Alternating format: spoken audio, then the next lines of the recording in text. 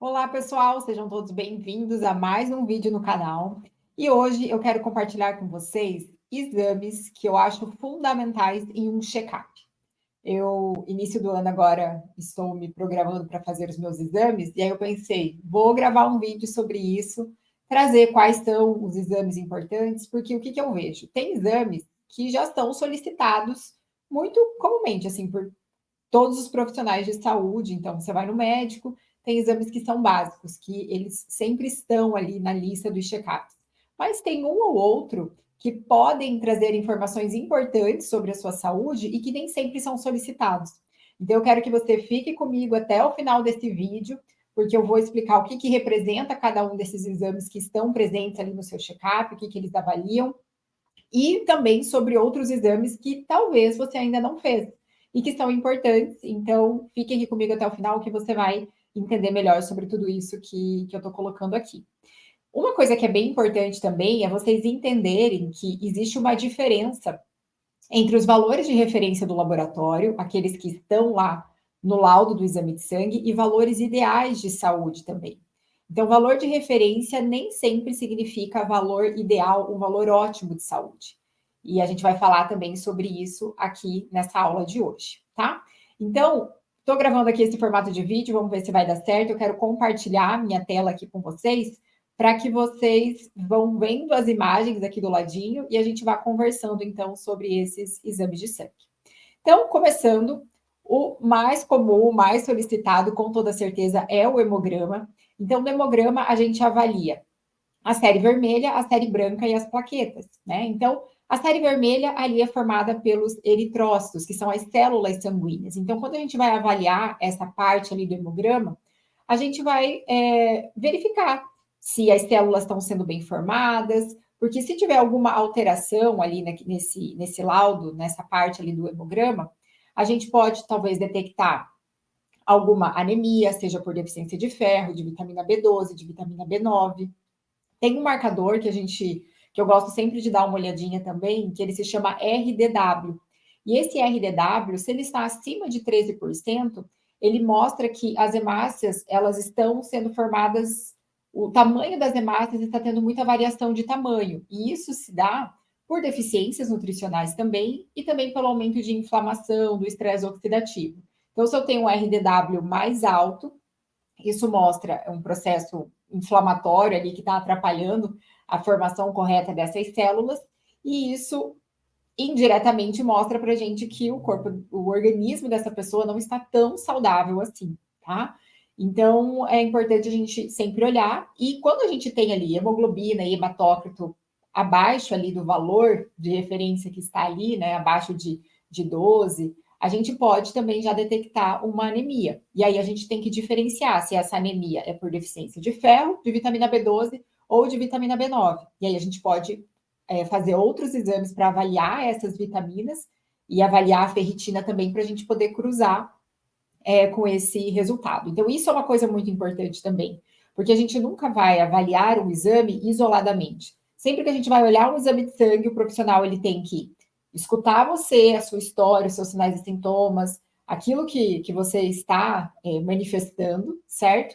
Olhar para aquele resultado e cruzar com os demais, porque isso se chama análise, né, do exame laboratorial, não só ficar olhando ali só o valor de referência, mas uma interpretação, na verdade, daquele resultado, tá?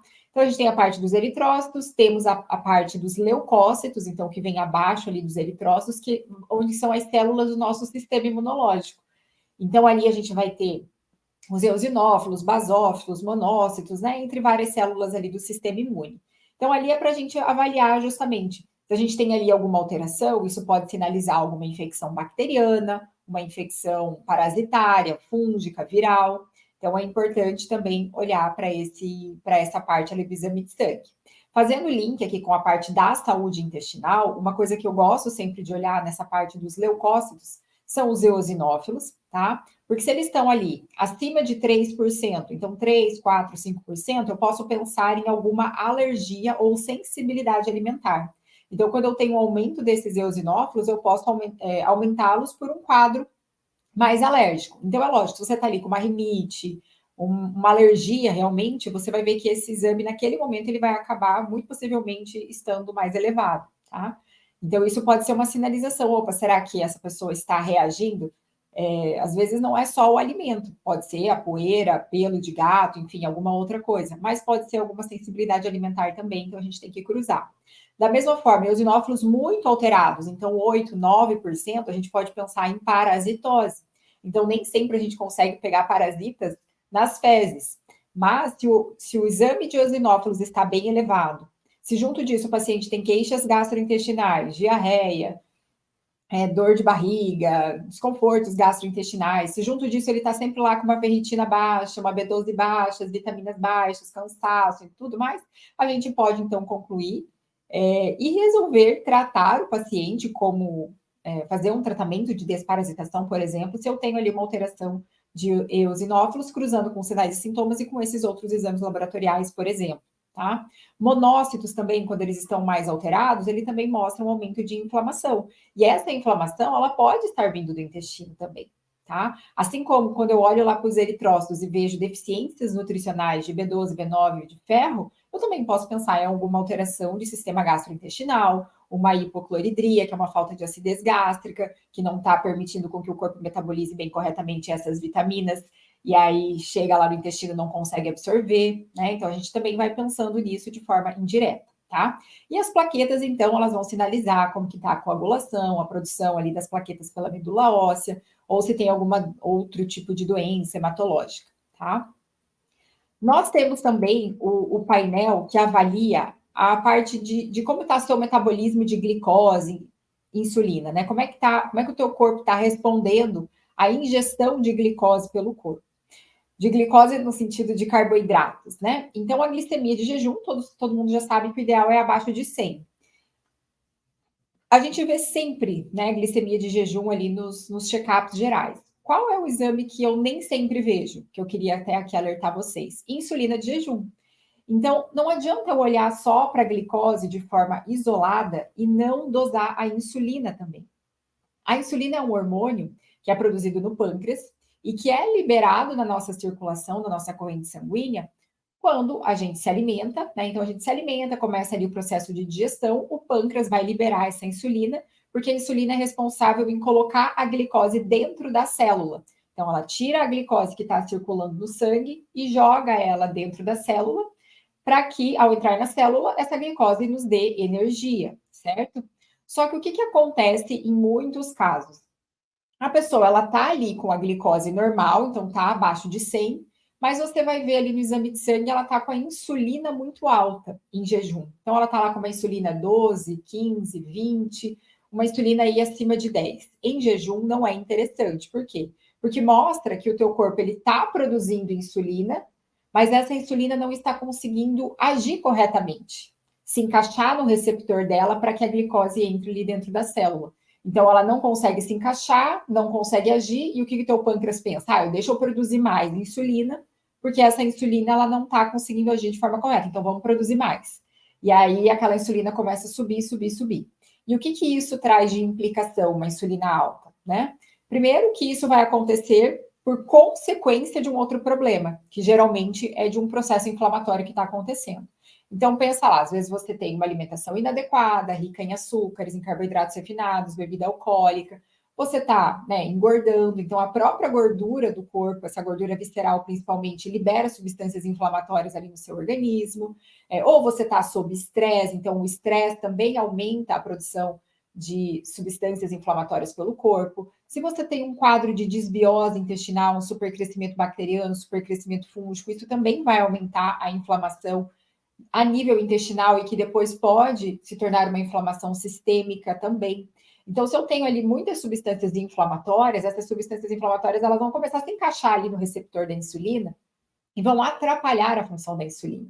E aí, nesse caso, eu posso começar a ter um aumento da insulina por conta da inflamação, tá? Então, quando eu tenho uma insulina alta, isso já é sinal de inflamação.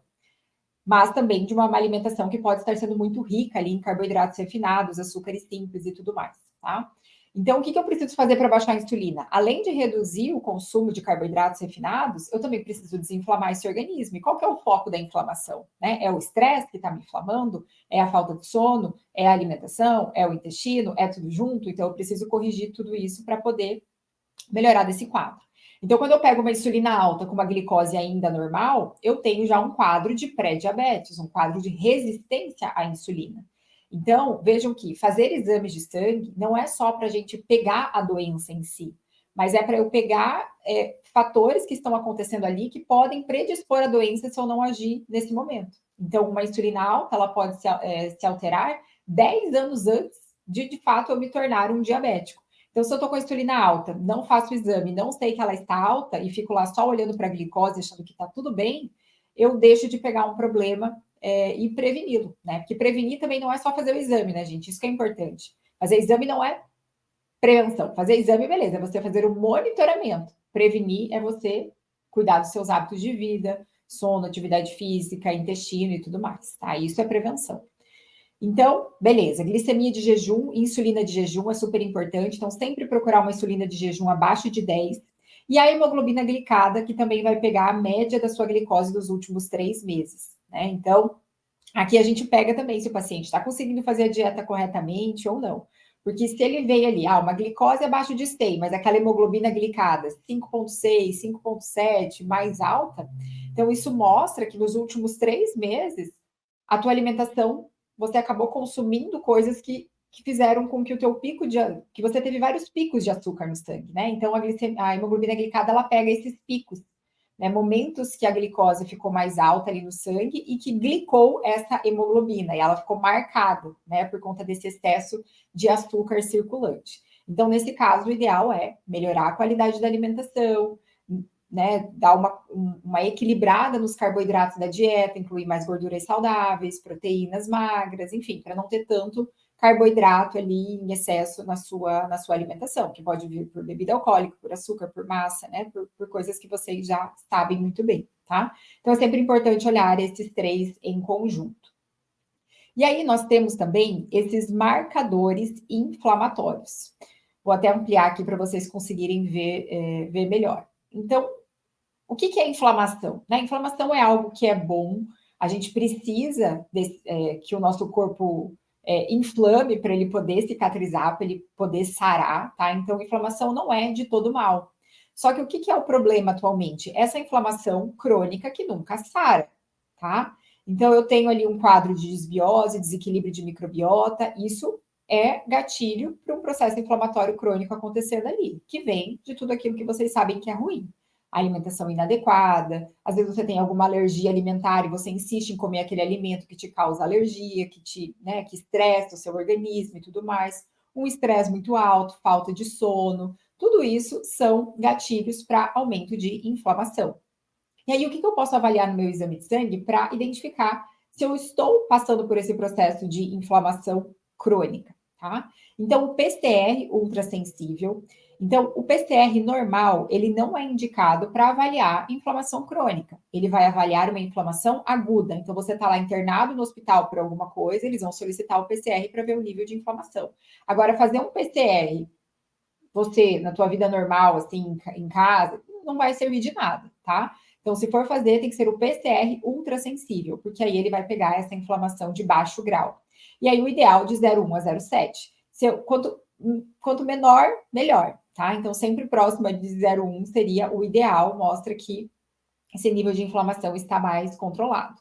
Agora, através desses exames, eu consigo entender de onde está vindo essa inflamação? Não, porque todos esses marcadores estão inespecíficos, tá?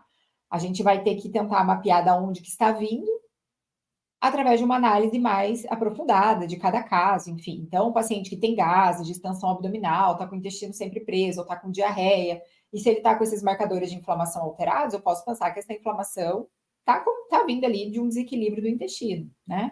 Enfim. Então, nós temos o PCR, a insulina de jejum também, como eu já falei, se ela está mais alta, acima de 10, isso também já sinaliza para a gente um aumento da inflamação. O VHS, né, que é a velocidade de hemossedimentação. Então, para homens, o ideal é abaixo de 20, para mulheres, abaixo de 15. Se está mais alterado, isso também mostra um aumento da inflamação.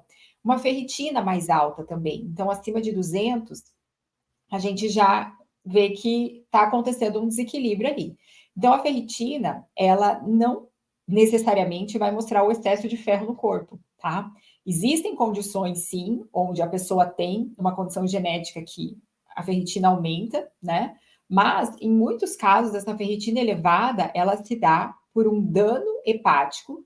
Então, por exemplo, o consumo de bebida alcoólica, de alimentos industrializados, o intestino que está com desbiose vai inflamando aquele fígado. Ou um excesso de gordura no fígado também. Então, vai lesionando essas células hepáticas. A gente guarda esse ferro ali nas células do fígado, certo? E aí, quando eu tenho morte daquela célula do fígado, eu começo então a liberar mais essa ferritina, esse ferro na minha circulação, e isso aumenta então a ferritina. Então, não necessariamente por excesso de ferro na dieta, é isso que eu quero que vocês entendam, mas um dano ao fígado pode elevar a sua ferritina e isso pode estar sendo causado por um aumento de inflamação também, tá? Ácido úrico mais elevado também é uma sinalização, né, de inflamação. Esse RDW que a gente olha lá no hemograma, que eu falei, acima de 13% também. E a homocisteína, que eu até já gravei um vídeo aqui para o canal falando sobre metilação e a importância da gente dosar a nossa homocisteína. Ela também, quando está mais aumentada, ela por si só é um fator de inflamação, ela é uma proteína que, quando em excesso, ela aumenta a inflamação, inclusive a nível cerebral também.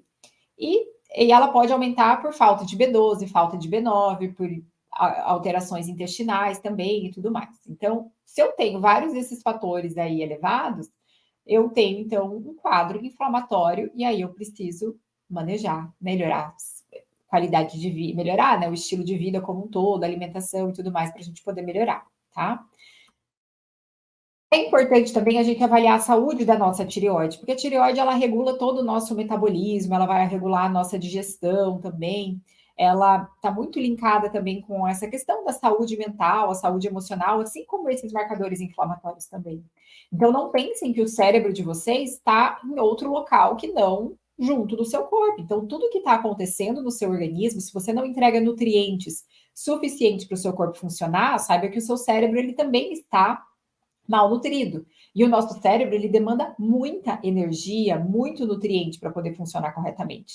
Então, quem tem ansiedade, depressão, TDAH, questões de memória, dificuldade de concentração e tudo mais, pare e pense, você está realmente nutrindo o seu corpo com aquilo que ele precisa? Será que o teu cérebro está conseguindo receber esses nutrientes?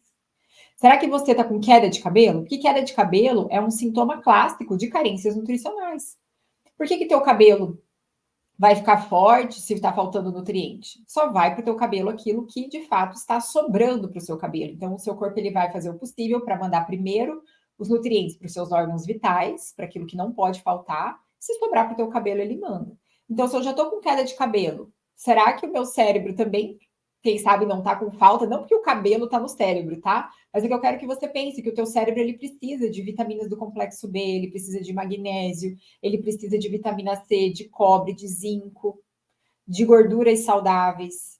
Se eu não entrego isso, ele não vai funcionar corretamente. Se o meu corpo está passando por um estresse, por uma inflamação, o cérebro vai sofrer também, assim como o restante do seu organismo, tá? Em relação à saúde da tireoide, o que é importante? Dosar o TSH, T3 livre, T4 livre, tá? Que são os hormônios tireoidianos. E o TSH eu coloquei ali de 1 a 2,5, seriam os níveis ideais que a gente busca, tá? Quando você olha lá no valor de referência, você vai ver que somente acima de 5, 6, que de fato tem-se um diagnóstico, por exemplo, de hipotiroidismo, de uma diminuição da função da tireoide, mas a gente vê na prática que pessoas que já têm ali um TSH de 3,5, por exemplo, elas já têm sintomas de cansaço, indisposição, unha fraca, queda de cabelo, pele desvitalizada, a digestão piora, até o funcionamento do intestino também, eu posso ter ali um quadro mais de constipação, tá? Então, esses são os níveis ideais e junto a gente avaliar o T3 livre e o T4 livre. Anti-TPO e anti-TG, que são os anticorpos contra a tireoide. Eu gosto muito de solicitar, não em todo o check-up, né? Mas assim, fazer ali uma vez por ano, uma vez a cada 2 anos, por quê? Esses são anticorpos que podem ser produzidos contra a tireoide. E existem condições, por exemplo, né, a tireoidite Hashimoto, é quando eu tenho o anti-TPO ali positivo, certo? Então, ele está elevado, está acima do valor de referência do laboratório, Então, isso já sinaliza para nós uma inflamação ali da tireoide, uma produção aumentada desses anticorpos contra a tireoide, que caracteriza ali, por exemplo, a tireoidite Hashimoto. Antes de eu ter uma alteração lá no meu TSH e, de fato, ter um diagnóstico de hipotireoidismo, por exemplo, ou de hipertireoidismo, esses anticorpos eles podem estar elevados antes de fato, eu alterar o meu TSH. Então, é importante fazer, porque às vezes a pessoa nunca fez, não sabe que existe, né? Enfim, depois de, sei lá, muito tempo ela desenvolve o hipotireoidismo, que talvez se ela tivesse feito esses exames 10 anos antes, 5 anos, enfim, ela teria pegado um problema já lá no começo e agido da forma correta, tá? Então, quando eu tenho esse anti-TPO e o anti-TG positivos, isso mostra, então, uma atividade do sistema imunológico contra a célula, né, contra a glândula tireoide, contra as células que formam a tireoide.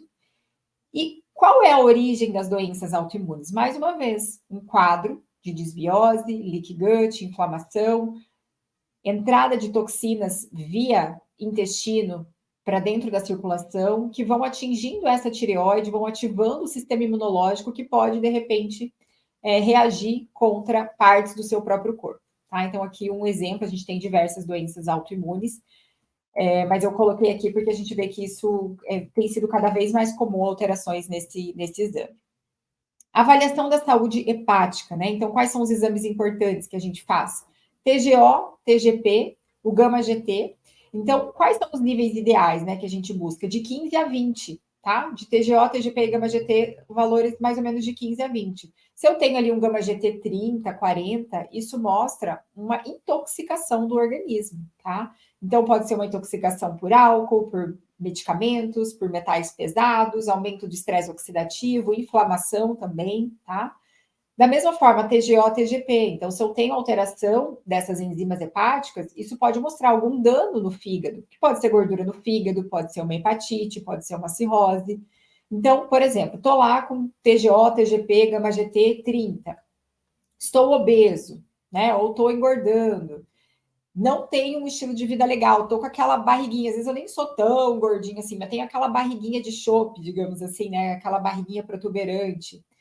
Tô ali com alterações de colesterol, de triglicerídeo, tô com a minha insulina alta. Opa, será que eu não tenho que investigar, fazer um ultrassom para ver se eu tô com gordura no fígado? Muito possivelmente esteja, né? E aí o que eu preciso fazer? Preciso emagrecer, né, para reduzir aquela gordura que está sendo depositada ali no fígado, reduzir o consumo de açúcares, de carboidratos refinados, de bebida alcoólica, para que eu consiga, então, melhorar os níveis de TGO, TGP e gama-GT, tá? A ferritina, ela também é um marcador que pode sinalizar algum problema no fígado. Então, se eu tenho uma ferritina mais alta também, lembra que eu expliquei, ela pode sinalizar algum dano hepático, tá? Então, é importante também fazer essa avaliação. A gente tem ali o lipidograma, que vai avaliar colesterol total, HDL, LDL, o VLDL, né, que são ali as gorduras, e o triglicerídeos também. Então, os triglicerídeos, o ideal sempre abaixo de 100, tá? Se você tá lá com acima de 150, 200, tem que melhorar a sua dieta o quanto antes também, porque os triglicéridos, eles são muito sensíveis ao aumento de carboidratos refinados, de açúcares simples, bebida alcoólica. Então, conforme você melhora, você já consegue também reduzir os triglicerídeos. E o colesterol também, existem algumas questões aqui que é até difícil a gente abranger, aprofundar muito, mas o que eu queria deixar aqui de sinalização para vocês? Que nem sempre um colesterol acima de 200, ele deve ser motivo de pânico, né? Ou motivo de, meu Deus, já entrar com uma medicação para baixar o colesterol. Por quê? Porque eu tenho que olhar o HDL e o LDL juntos, a proporção entre eles. Então, eu até deixei aqui um cálculo que você pode fazer. Você pode pegar o valor do seu colesterol total e dividir pelo HDL. Então, deu lá 200 e o HDL deu 50. Você vai dividir 200 por 50 ou 200 por 60, enfim. Se esse resultado for menor que 3,3, isso significa que essa proporção de colesterol total para HDL está boa, tá? Agora, se estiver maior do que isso, aí a gente já tem que se atentar aqui um pouquinho. Então, o que a gente precisa fazer para melhorar, né, a questão do colesterol quando ele começa a se alterar? Primeira coisa, mulheres quando entram na menopausa ou homens também na andropausa, o colesterol ele vai dar síntese para os seus hormônios sexuais. Então, é muito comum nessa fase da vida, de repente o colesterol começa a subir, porque a produção dos hormônios sexuais começa a cair, né? E aquele colesterol fica sobrando, digamos assim, né? Então, é lógico, a gente, ao longo da vida, a gente precisa ir fazendo adaptações na nossa dieta. Então, se antes você comia alimentos com mais gordura, com mais açúcares, massas, enfim, aquilo não gerava problema em você, conforme vai avançando a idade, a chance daquilo ocasionar um problema é maior, né? Então, reduzir sim o excesso de gordura saturada na alimentação vai contribuir? Vai. Então, você pode incluir mais frango, peixe na sua rotina do dia a dia. Você pode colocar gorduras saudáveis, como abacate, sementes, castanhas. Pode fazer a suplementação do ômega 3, pode fazer a suplementação da coenzima Q10 também, que são nutrientes que são importantes para melhorar esse perfil aqui das gorduras no sangue, tá? Outro ponto, risco cardiovascular. Então, quando que eu sei que eu estou aí sobre risco cardiovascular? Primeiro, então você tem que olhar para a sua genética e ver as pessoas da sua família. Elas têm tendência a desencadear problemas cardiovasculares? Ah, sim. Meu pai morreu de coração, teve AVC, enfim, vovó. Então, olhar para tudo isso, ok. Agora, significa que se essas pessoas tiveram, você também vai ter? Não necessariamente. Muitas pessoas acabam tendo os mesmos problemas que os seus familiares, porque a gente acaba repetindo os mesmos hábitos e comportamentos alimentares e de estilo de vida da nossa família, tá? Agora, se a gente faz diferente, a gente pode ter um futuro diferente, a gente pode não desenvolver aquela patologia, tá? Porque a base, o que de fato desencadeia as doenças não é necessariamente a nossa genética, mas a epigenética, é o estilo de vida, que vai ligar aquele gene ruim na tomada, se você não tiver um estilo de vida legal, tá? Mas se você controlar tudo isso, você consegue ter um fim diferente. Então, o que você tem que avaliar para estar de olho se você tem risco ou não cardiovascular? Então, primeiro, vai olhar para a genética, eu tenho, então deixa que eu me cuidar um pouco mais para que eu não venha desenvolver. Vai estar de olho no colesterol, no HDL, no LDL, nos triglicéridos, em todos esses exames que eu coloquei aqui. E quando de fato a gente fala assim, opa, esse paciente tem risco cardiovascular? Quando ele tem o colesterol alto, quando ele está com o seu HDL baixo, quando ele tem um LDL mais alto, triglicerídeo alto, insulina alta, então aquela insulina que eu falei lá acima de 10, 15, 20, homocisteína mais elevada também, então acima de 10, 15, isso também aumenta o risco.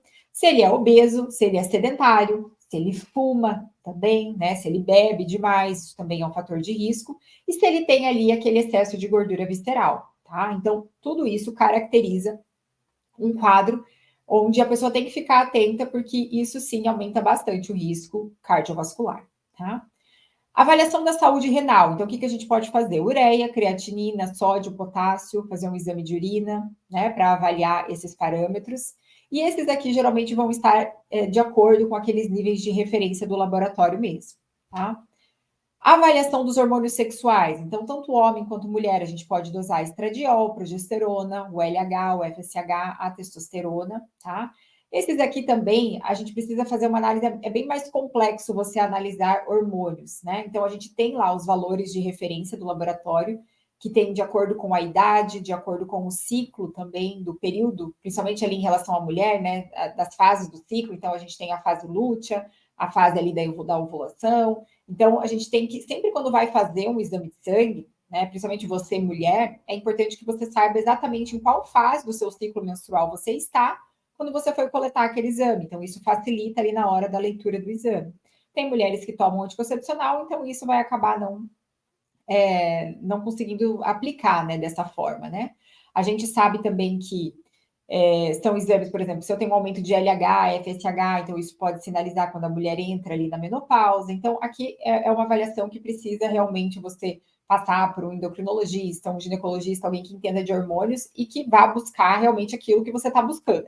Tipo assim, que vá solicitar os exames baseado naquilo que ele está querendo investigar, né? Então, às vezes está querendo investigar ali um ovário policístico, ou alguma, se a mulher entrou na menopausa ou não, ou se tem alguma baixa ali de hormônio que precisa repor, ou até você está fazendo um tratamento de reposição hormonal e precisa avaliar para ver como que estão ficando os níveis. Então, tudo depende do objetivo que você solicita esse exame. Avaliação da adrenal. Então, a adrenal é essa glândulazinha que fica ali acima dos rins. Então, ela é responsável ali pela produção do cortisol e também ali do sulfato de ideia, né, que vai avaliar como que tá, né, essa produção.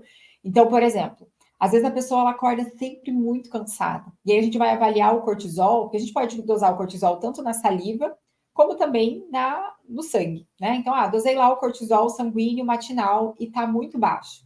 Então, aquela pessoa, quando ela tem o cortisol de manhã muito baixo, isso, né, pode ser o motivo daquele cansaço, daquela indisposição. E por que esse cortisol tá baixo, né? Às vezes foi um estresse prolongado de muito tempo, que o cortisol foi produzido, de repente aquela glândula começou a cansar, né, de produzir esse cortisol, e daí a gente fala, né, tipo assim, como se a fadiga da adrenal, né, ela tá cansando ali de tanto estresse que foi ao longo de uma vida toda, enfim, de repente aquela adrenal, ela começa a falir, digamos assim, né? Então a gente pode avaliar esses exames também para ver principalmente se você tem cansaço, indisposição e tudo mais, tá? E o S-DEA também seria, o sulfato de DEA também uma forma de avaliação da função dessa adrenal, e que se também estiver baixo, pode estar aí atrelado algum sintoma de cansaço, entre outras questões, tá? Então, esses são os exames que eu considero, assim, ideais que a gente faça num check-up geral. É lógico, gente, existem vários outros exames. E a solicitação deles depende daquilo que a gente está buscando, tá? Então, aqui eu trouxe aqueles que eu considero bem importantes. O que eu esqueci de colocar aqui, que agora que eu me atentei, e que eu vou falar com vocês sem mesmo os slides, são os micronutrientes. Olha só, era aquilo que era o mais importante que eu queria falar para vocês. Então, a gente pode avaliar a vitamina B12, né? Então, às vezes eu estou falando sobre vitamina B12 e as pessoas me perguntam, mas qual é o exame que avalia a vitamina B12? Se chama justamente esse, vitamina B12, tá? Então, vitamina B12, o ideal de 500 a 900. Se eu tenho uma B12 baixa, mais do que suplementá-la, eu tenho que pensar qual é a causa dessa vitamina B12 baixa. Será que eu tenho ali uma insuficiência gástrica, então uma hipocloridria? Será que eu estou com uma bactéria ali, o H. pylori, que está prejudicando a absorção dessa vitamina?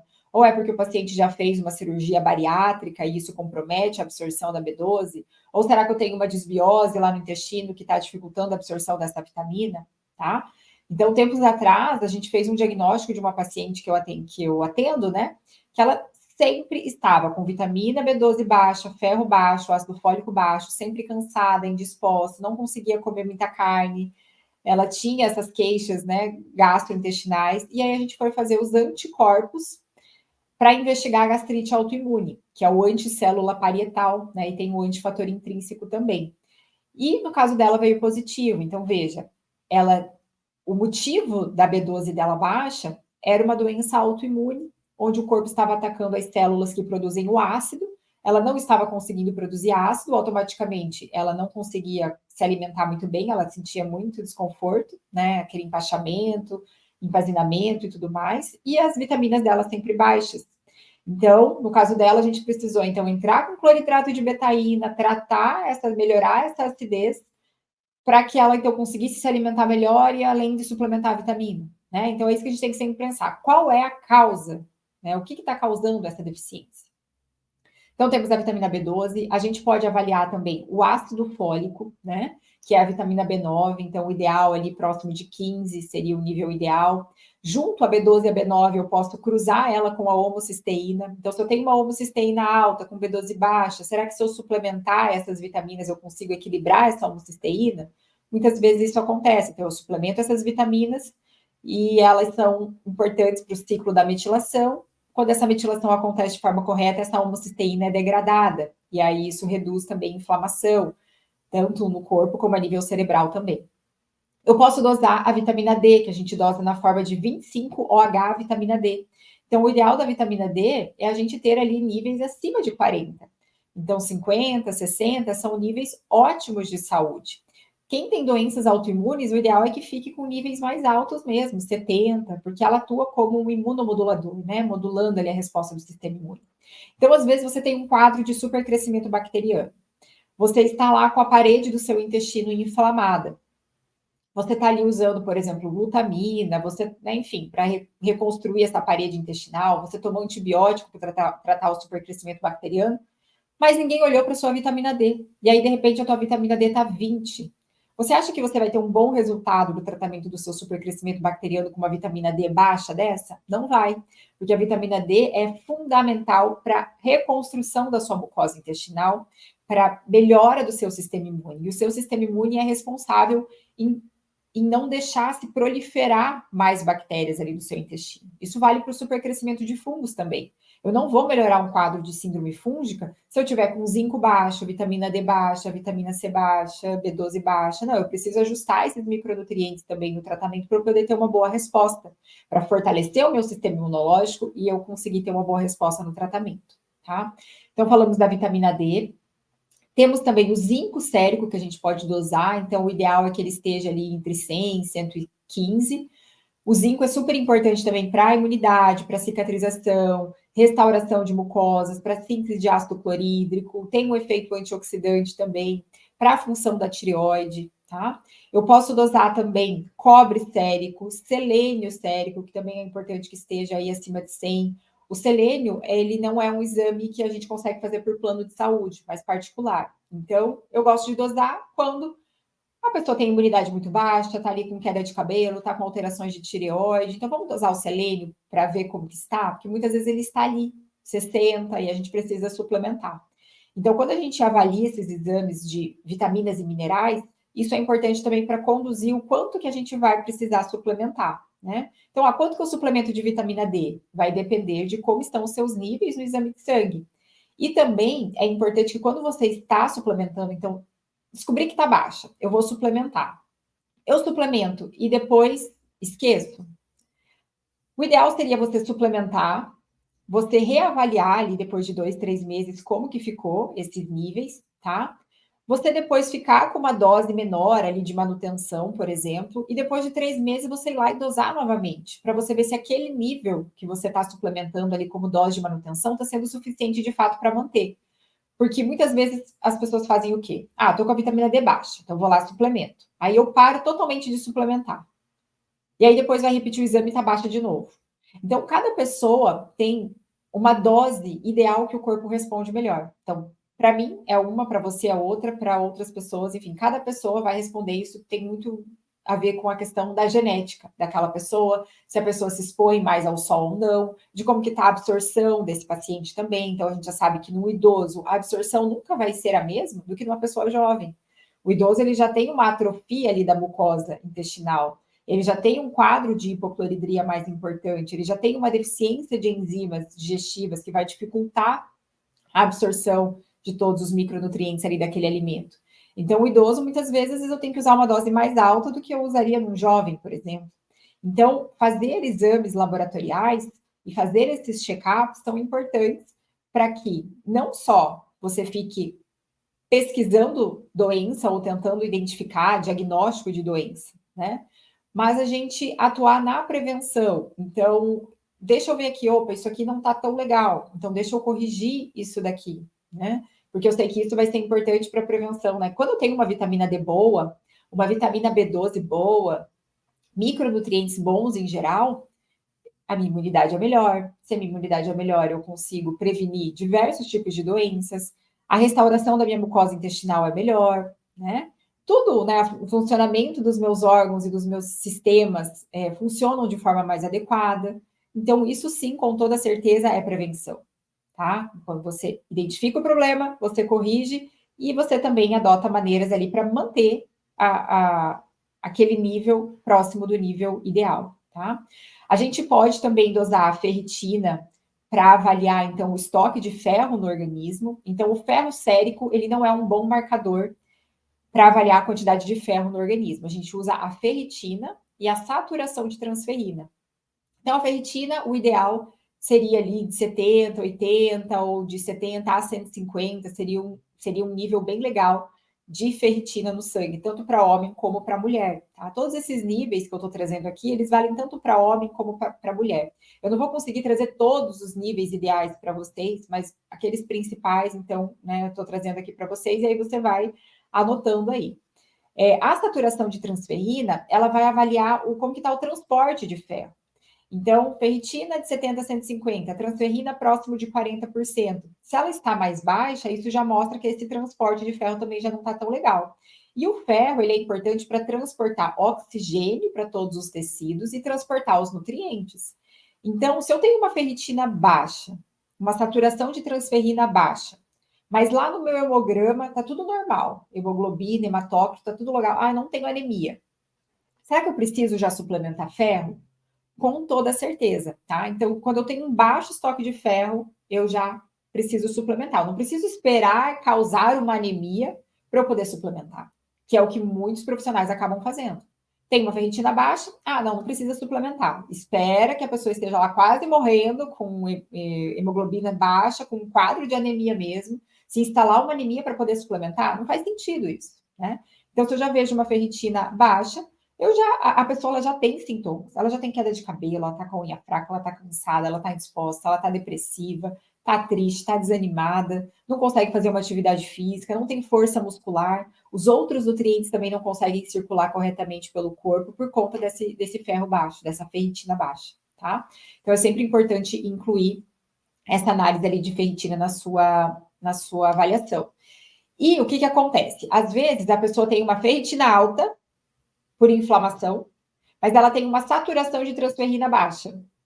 Então a gente fala, opa, então a gente já consegue ver assim, opa, então não é que ela está com excesso de ferro, é porque realmente essa ferritina aumentada se deu por conta de um processo inflamatório e não por um excesso. Agora, se eu tenho uma saturação de transferrina alta, uma ferritina alta, também isso pode sinalizar, às vezes, um aumento de ferro ali no organismo e tudo mais. E é caso, sim, que a pessoa precisa fazer uma sangria, né, enfim, para tentar normalizar esses níveis, tá? O que mais que nós temos? Então, eu falei do zinco, do cobre, do selênio. O magnésio. O magnésio, ele não é um bom marcador de a gente avaliar no check-up. A gente pode fazer magnésio sérico? Pode fazer. O ideal é que ele esteja ali próximo de 2. Mas se eu tenho um magnésio sérico de 2, 2,1, isso significa que eu não precise suplementar? Não necessariamente, tá? Porque às vezes a pessoa tem ali uma fadiga muscular, ela também está sem energia, sem disposição, às vezes ela tem uma dor de cabeça, ela tem o intestino mais preso.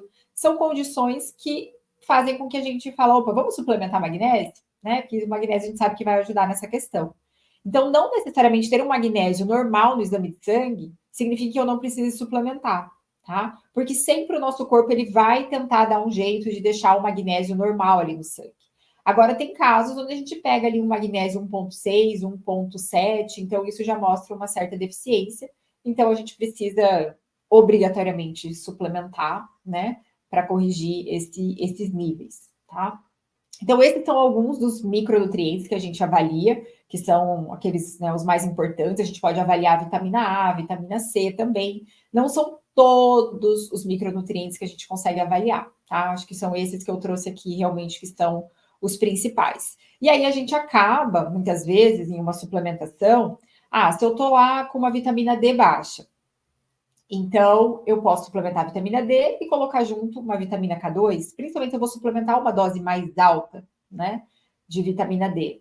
A mesma coisa acontece, por exemplo, vitamina B12 e a vitamina B9. Estou com elas duas baixas. Eu posso junto colocar uma vitamina B6, mesmo que eu não avaliei no exame de sangue. Por quê? Porque a vitamina B6 vai melhorar a absorção da vitamina B12, da vitamina B9 também. Não que melhora a absorção, na verdade elas agem em parceria, né? Da mesma forma, a vitamina D com a K2 também elas conseguem agir em sinergia, assim como a vitamina D com o magnésio também. Um melhora, né, a assimilação do outro, a ação do outro. Então, os nutrientes, eles têm essa ligação entre eles. Todos são importantes e todos vão exercer ali uma função. Em algum momento, eles vão se encontrar, digamos assim, no nosso organismo e um melhorar a ação do outro, otimizar a ação daquele outro micronutriente, tá? Então, é muito importante que vocês entendam isso, anotem, né, esses exames que eu citei aqui para que você veja se de fato você já fez, aqueles que você não fez, que você possa, então, avaliar junto ao profissional de saúde que te acompanha, tá? E eu queria também colocar aqui para vocês sobre uma tabela que eu tenho, então eu vou deixar até aqui essa tabela na descrição, o link, caso você queira adquirir essa tabela de valores ideais de saúde, então não são os valores de referência, são os valores ideais. Até na tabela eu coloco o valor de referência e o valor ideal que a gente busca e o que aquela alteração significa. Se está alto, se está baixo, o que isso representa. Por que é legal essa tabela? Porque uma vez que você tem ela, você pode sempre consultá-la quando você for fazer um exame de sangue. Você vai saber também, através dessa análise, se o profissional que está analisando os seus exames, ele de fato tá ligado nessa questão de valor ideal, tá? Porque muitos profissionais não olham para esse valor ideal. Então, hoje a ciência já mostra que sim, a gente precisa olhar para os valores ideais, não para os valores de referência, tá? Então, para saber se o profissional que está te acompanhando está analisando seus exames de forma correta e tudo mais, então essa tabela ela é muito legal porque você pode avaliar o exame da sua família toda, né? Marido, mulher, enfim, tá? E além dessa tabela de valores ideais, caso você queira se aprofundar ainda mais nesse assunto, eu tenho também um curso de exames laboratoriais. Então, esse curso ele pode ser feito tanto por quem é profissional da saúde, nutricionista, às vezes você é esteticista, você trabalha com alguma outra questão que você gosta ali de olhar os exames, né, dos seus pacientes, até para orientar, às vezes, uma suplementação de uma vitamina, alguma coisa nesse sentido. Então, esse curso, ele pode ser feito tanto por profissionais, mas também por você que quer entender mais sobre os seus exames laboratoriais, tá? Entender com mais profundidade o que cada marcador representa, com mais detalhes do que eu trouxe aqui na aula de hoje, tá? E além, né, desse curso de exames laboratoriais, junto tem também uma imersão em suplementação. Então, estou com deficiência, o que eu preciso corrigir, como que eu corrijo, né? Essa imersão em suplementação, eu falo muito sobre suplementos que são importantes tanto para a saúde intestinal, como também para a saúde geral, tá? Então, fica aí o meu convite, caso você queira se aprofundar, eu vou deixar o link, né, tanto da tabela para você adquirir, como também do curso, caso você tenha interesse. E dentro do curso a gente já tem também a tabela de valores ideais, tá? Você comprar o curso, não precisa comprar a tabela. Agora, Thalita, não quero o curso, quero só a tabela, então a tabela está aqui disponível para vocês, certo? Então, espero que vocês tenham gostado desse vídeo. Ele ficou um pouco longo, mas é que realmente esse assunto rende. Isso que, assim, eu nem conseguiria trazer todos os exames possíveis, né, de serem feitos. Mas aqui eu trouxe aqueles principais, aqueles para a gente avaliar mesmo, né, os órgãos e sistemas ali do nosso organismo. E eu pretendo, então, num próximo vídeo, talvez não sei se no próximo ou em outros vídeos, trazer aqui para vocês, então, sobre exames de fezes. Então, vocês sempre me pediram tempos atrás sobre o coprológico funcional, então quero fazer também um vídeo especial para explicar sobre esse exame, entre outros exames de fezes que a gente pode fazer para investigar, então, a nossa saúde intestinal. Tá bom, pessoal? Então, fiquem com Deus e até o nosso próximo vídeo. Tchau, tchau. E, uma coisa, se você chegou aqui até o final e você gostou desse vídeo, já deixa o seu like aqui, curta, né, é importante, deixa o seu comentário também. Se você acha que esse vídeo pode ajudar outras pessoas também, compartilhe esse vídeo com quem precisa saber dessas informações, tá bom? Então é isso. Beijo grande, até mais. Tchau, tchau.